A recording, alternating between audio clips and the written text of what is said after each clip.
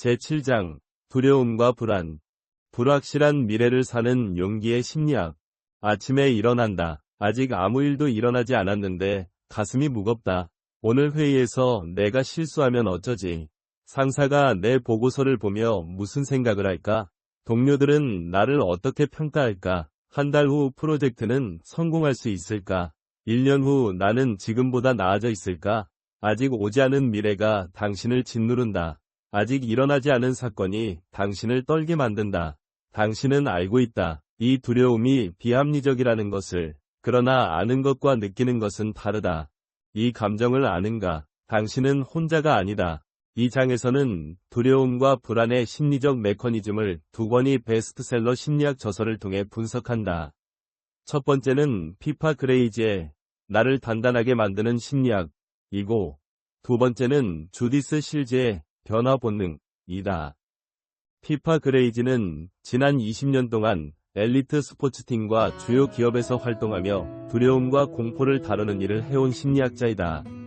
그녀는 월드컵 페널티킥의 기적기에 있었던 여인으로 유명하며 브레네 브라운은 그녀를 진정한 게임 체인저라고 찬사를 보냈다. 애덤 그랜트는 그녀의 저서 나를 단단하게 만드는 심리학을 공포와 마주하고 회복 탄력성을 키우는 방법을 알려주는 최고의 책이라고 추천하였다. 그레이지가 제시하는 핵심 개념은 공포의 실체를 규명하고 그것과 마주하는 용기이다. 그녀는 이렇게 말한다. 두려운 시대를 살아가는 데 필요한 최고의 지침서는 두려움 자체를 이해하는 데서 출발한다. 공포가 무엇인지, 공포가 우리 삶 전체에 어떠한 영향을 미치고 있는지, 공포를 어떻게 대처하고 극복할 수 있는지를 과학적 이론과 실제 경험, 리마커블한 스토리로 풀어내는 것이 그녀의 작업이다. 그레이지의 이론은 두려움을 단순히 극복해야 할 대상이 아니라 이해하고 활용해야 할 심리적 에너지로 바라본다. 그녀는 20년간 엘리트 선수들을 코칭하면서 세계 최고 수준의 운동선수들조차 두려움에서 자유롭지 않다는 사실을 발견했다. 그들 역시 실패를 두려워하고 부상을 두려워하고 타인의 평가를 두려워한다. 그러나 그들은 그 두려움을 마비시키는 독이 아니라 집중력을 높이는 연료로 전환하는 법을 알았다. 그레이지는 공포를 회피하거나 억압하는 것이 오히려 공포를 증폭시킨다고 경고한다.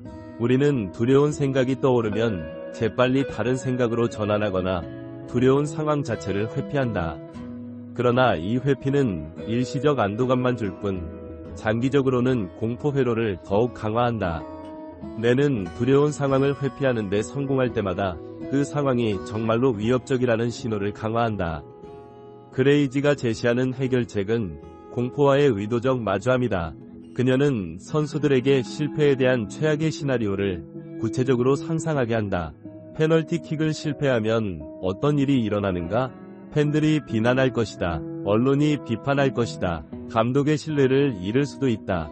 그런 다음 그녀는 질문한다. 그렇다면 너는 죽는가? 선수들은 웃는다. 물론 죽지는 않는다. 그녀는 말한다. 그렇다면 너는 그것을 견딜 수 있다. 그리고 너는 그 경험에서 배울 수 있다. 이 최악의 시나리오 분석은 두려움의 실체를 규명하는 강력한 도구이다. 우리는 두려움을 막연하게 느낄 때 가장 큰 고통을 경험한다. 그러나 그 두려움을 구체적인 문장으로 표현하고 그것이 현실화될 확률을 추정하고 실제로 현실화되더라도 자신이 그것을 견딜 수 있음을 인식할 때 두려움은 그 힘을 잃는다. 그레이지의 이론은 단순히 생각의 차원에 머물지 않는다. 그녀는 신체적 반응의 중요성을 강조한다. 두려움은 단순한 감정이 아니라 심장 박동수 증가, 호흡 가속화, 근육 긴장 등의 신체적 반응을 동반한다. 그녀는 선수들에게 이 신체적 각성 상태를 불안이 아니라 오히려 경기력을 높이는 준비 상태로 재해석하도록 훈련시킨다. 심장이 뛰는 것은 내가 긴장해서가 아니라 내 몸이 최고의 퍼포먼스를 위해 준비하고 있는 것이다. 주디스 실즈는 심리학 박사이자 베스트셀러 작가로 변화 본능에서 인간이 왜 변화를 두려워하는지를 분석한다. 그녀는 이 책에서 변화를 가로막는 가장 큰 장애물이 바로 두려움임을 지적하며 두려움을 극복하는 구체적인 7단계의 변화 프로젝트를 제시한다. 실즈가 제시하는 핵심 개념은 두려움의 정체를 이해하는 것이다. 그녀는 이렇게 말한다. 내가 무엇을 두려워하고 있든 두려움 자체는 나의 내부에 존재하는 느낌이며 그렇기에 스스로 제어할 수 있다는 사실을 기억하라. 이는 매우 중요한 사실이므로 반복해서 익히자. 마흔을 바라보는 나이에도 부모 의견 때문에 전전긍긍하거나 망칠 것이 뻔한 면접, 변하려고 노력하는 나를 향해 코웃음만 치는 배우자, 나의 요구를 비웃는 애인, 잘못된 결정을 내림으로써 큰 문제가 야기되는 것, 기회를 놓치는 것 등 내가 두려워하는 대상이 무엇이든 진짜 장애물은 특정한 결정이나 사람, 문제가 아니다. 나를 가로막는 장애물은 바로 두려움이며 그 두려움을 느끼고 있는 것은 나 자신이다. 이 통찰은 두려움에 대한 우리의 인식을 근본적으로 전환시킨다. 우리는 흔히 두려움의 원인을 외부에서 찾는다. 나는 실패가 두렵다. 나는 거절이 두렵다. 나는 상사의 평가가 두렵다. 그러나 실즈는 단호하게 말한다. 진짜 장애물은 실패도, 거절도, 상사도 아니다. 진짜 장애물은 바로 그 두려움이라는 감정 자체이며 그 감정은 당신 내부에 존재한다. 그리고 당신 내부에 존재하는 것은 당신이 통제할 수 있다. 실즈는 두려움을 극복하는 구체적인 방법으로 비난의 굴레에서 벗어나기를 제시한다. 그녀는 비난을 정신의 패스트푸드라고 규정한다. 비난은 훌륭한 시간 끌기 전략이다. 비난은 불안과 대면하고 안전지대를 떠나는 일을 미루게 하면서 고통에 무감각해지게 만든다. 비난은 정신의 패스트푸드다. 패스트푸드는 맛있고 가끔씩 먹으면 해가 없지만 매일 먹게 되면 건강에 치명적이다. 우리는 결점 많은 부모님, 성질 나쁜 상사, 이기적인 배우자, 질투 많은 친구, 부조리한 사회 등 내가 아닌 다른 존재에 초점을 맞추면서 갖게 되는 정당한 분노에서 위로를 얻는다. 비난은 두려움을 회피하는 가장 교묘한 방법이다. 우리는 문제의 원인을 외부로 돌림으로써 스스로는 아무런 행동도 취하지 않아도 된다는 면죄부를 얻는다. 회사가 나를 인정하지 않아서 나는 승진하지 못했다. 부모님이 나를 지나치게 통제해서 나는 독립하지 못했다. 배우자가 나를 이해하지 못해서 우리 관계는 계속 나빠지고 있다. 이 비난의 굴레에 갇히는 순간 우리는 더 이상 자신의 삶의 주인이 아니다. 우리는 타인의 행동과 환경의 희생자로 머문다. 실즈는 이 비난의 굴레에서 벗어나는 첫걸음이 자기 책임임을 강조한다. 내 삶의 결과에 대한 책임을 타인이 아니라 나 자신에게 돌리는 것.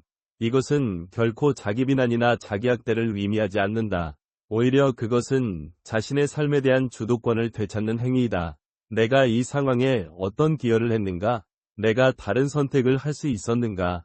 내가 지금부터 할 수 있는 선택은 무엇인가? 이 질문들은 당신을 희생자에서 행위자로, 수동적 존재에서 능동적 존재로 전환시킨다.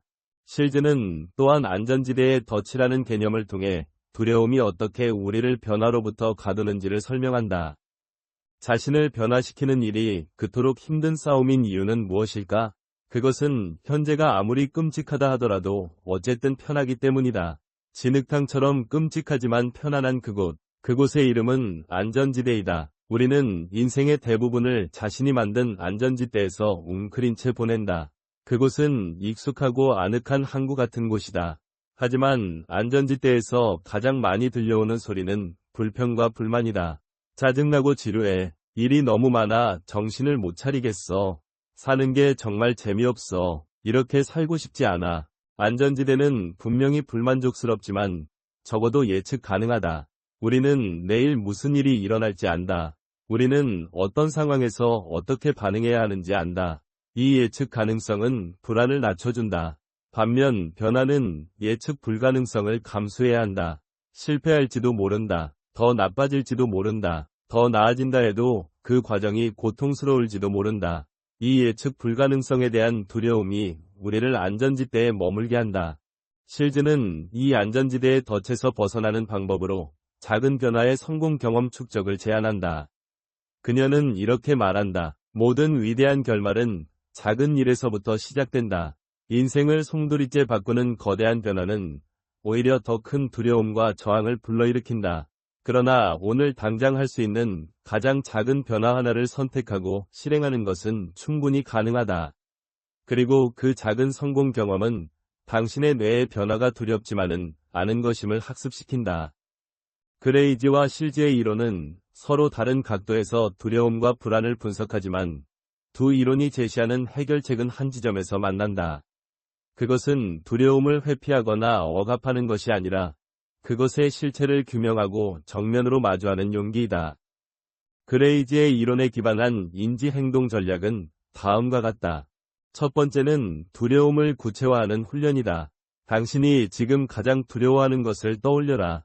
그리고 그것을 막연한 감정이 아니라 구체적인 문장으로 표현하라. 나는 이번 프레젠테이션에서 질문에 제대로 답변하지 못할까봐 두렵다.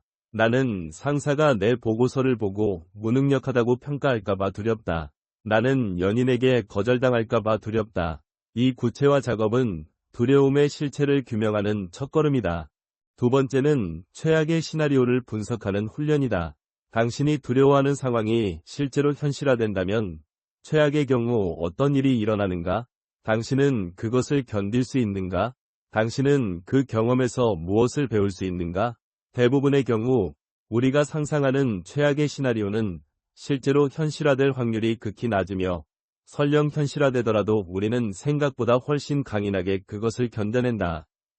세 번째는 신체적 각성을 재해석하는 훈련이다.